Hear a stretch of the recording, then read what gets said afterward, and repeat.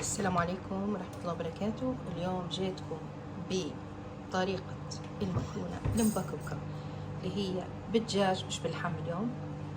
فنحاولوا نبدو نحطوا مية طنجرة ونحطوا لحم الدجاج ونحطوا بصل.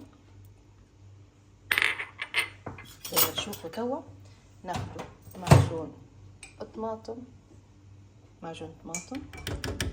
كشيك. لازم تكون ناشطة ومتكونش يعني لازم يكون توابلها كويسات، يعني كشيكين على البارد، كلها على البارد. ناخدو فلفل احمر، ناخدو ابزار. حاولوا في البزار ما تديريش شويه بعد لانه هو فاح البزار راهو بزار زي توا هيك. شويه ملح،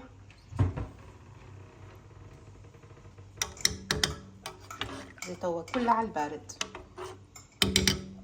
ناخدو احرارات،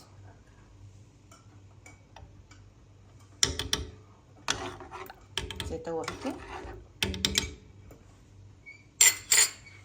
صبوا زيت زيتون، أنا نطيب بزيت الزيتون أفضل وأبن.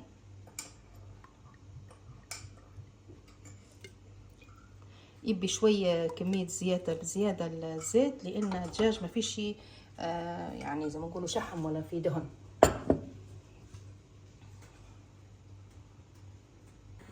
توا تشوفوا الصوص كيف يغلي.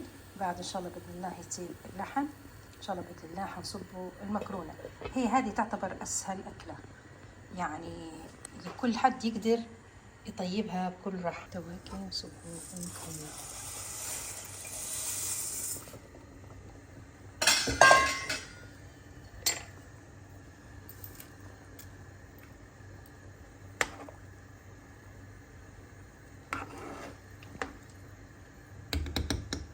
خلوها تطيب بعدين نشوف.